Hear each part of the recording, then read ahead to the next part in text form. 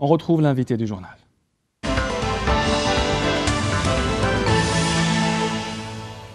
Et nous recevons ce soir sur notre plateau le vice-président du FCE, Salah Eddine Abdesmed. Bonsoir. Bonsoir Khaled.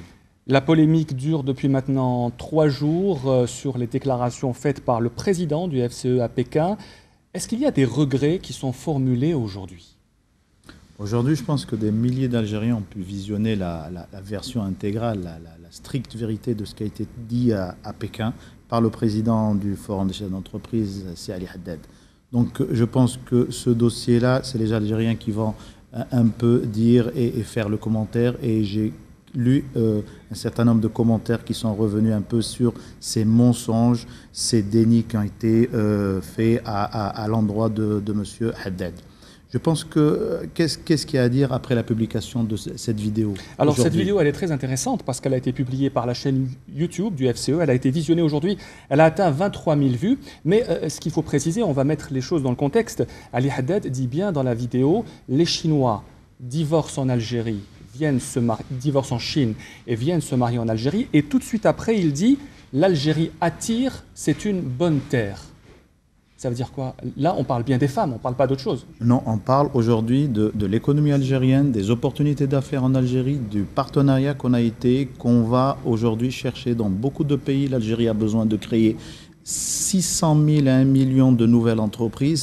C'est notre vrai défi. Il ne faut pas s'éloigner des vrais problèmes et des vrais défis qui nous attendent, Khaled Darani. Aujourd'hui, l'économie algérienne a besoin d'entreprises, a besoin d'entrepreneurs, elle a besoin de créer de la richesse et surtout de créer des postes d'emploi pour des millions d'Algériens qui le demandent aujourd'hui et surtout pour les millions qui vont venir sur le marché demain. Voilà les vrais défis aujourd'hui. Dans cette vidéo, le président du FCE parle effectivement des affaires, où il dit plus tard qu'en Algérie, on gagne beaucoup d'argent, que les entreprises chinoises en Algérie gagnent et ne perdent pas. Mais lorsqu'on parle ici du rôle des Chinois avec les femmes algériennes, pour bien être précis, et là vous êtes là aussi pour apporter des éclaircissements. Si vous voulez être précis, revoyez la vidéo.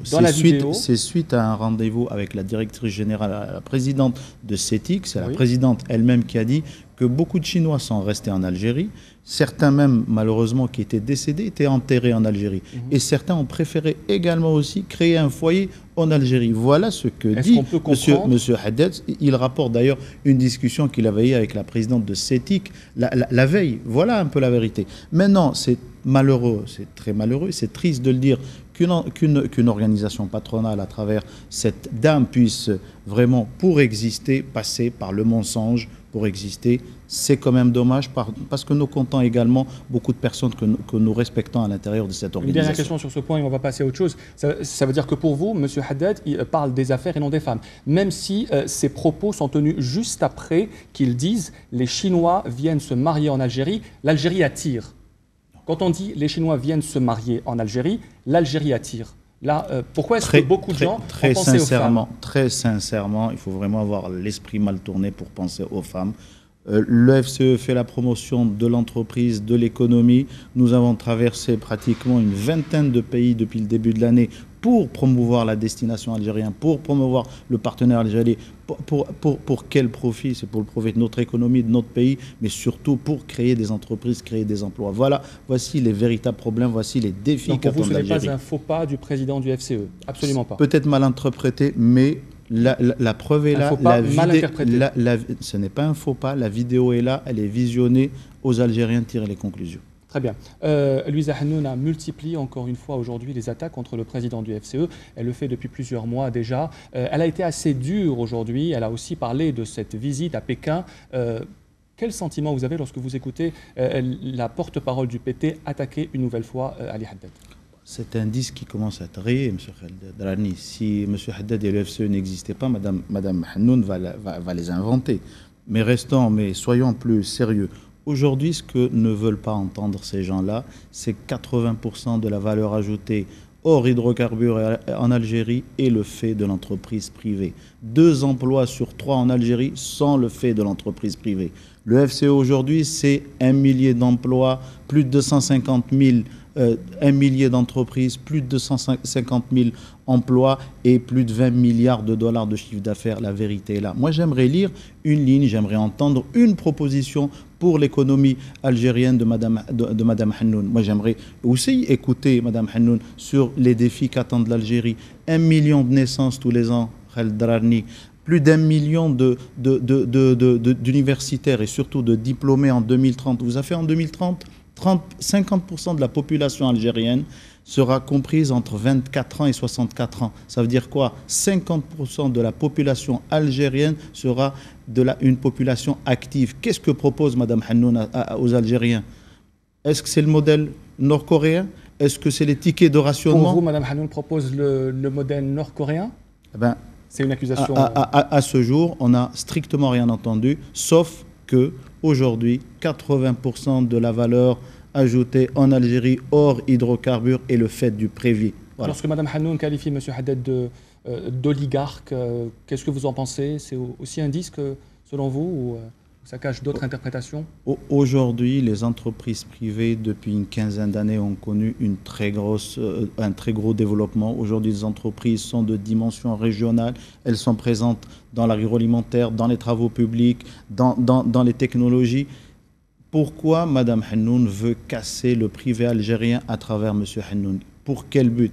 Nous sommes à travers M. Haddad, nous sommes sereins. Nous sommes déterminés à développer notre économie, notre pays et à œuvrer pour une économie prospère, compétitive et solidaire. Voilà les missions du FCE. Alors voilà, on va parler à présent des missions du Forum des chefs d'entreprise, qui est le syndicat des patrons le plus important aujourd'hui en Algérie. On a parlé d'un grand rapprochement avec les autorités, avec le gouvernement depuis les dernières élections présidentielles. Est-ce que c'est vrai? Est-ce qu'il y a eu un rapprochement ou est-ce qu'il y a encore des points de discorde entre le gouvernement et le FCE? Le travail avec le gouvernement, la proximité avec les pouvoirs publics ont toujours été à l'ordre du jour du FCE. On ne peut pas travailler. Nous sommes une organisation patronale. En face, nous avons nos autorités, notre gouvernement. Nous sommes dans une démarche constructive. Nous ne sommes pas dans l'affrontement. Et le gouvernement aujourd'hui et les pouvoirs publics ont besoin d'économie. Cette économie est drivée par l'entreprise. L'entreprise est le centre. Doit être le centre de toutes les politiques économiques du pays, doit être le centre de la création de richesses, de croissance et d'emploi. Donc nous sommes appelés à nous entendre, à dialoguer. Quand des choses ne vont pas, nous le disons également au gouvernement. Par exemple, qu'est-ce qui ne va pas et que vous l'avez dit? Par exemple, sur la fiscalité qui a été modifiée en fin d'année. L'IBS a été aligné entre les producteurs et les importateurs. Nous l'avons dit. Très fort, partout, là où on a été, à toutes nos rencontres avec nos autorités, nous l'avons dit. C'est un signe négatif. Mais elle a été modifiée? Non, nous attendons sa modification, j'espère, lors de la prochaine loi de finances complémentaire. Le prédécesseur de M. Haddad, M. Hamiani, était pas complètement contre la règle du 51-49, mais il avait des réserves. Quelle est aujourd'hui la position officielle du Forum des chefs d'entreprise? La position n'a pas beaucoup changé. Mais un peu quand même. N'a pas beaucoup changé sur le fond. Aujourd'hui, le 51-49 est une décision souveraine de l'Algérie. Aujourd'hui, le 51-49, quand vous voyez le nombre d'entreprises étrangères qui sont installées en Algérie, des grosses entreprises aujourd'hui, je vais citer Renault, je vais citer General Electric, le 51-49 n'a pas empêché ces entreprises de venir, d'investir, de travailler et gagner de l'argent en Algérie.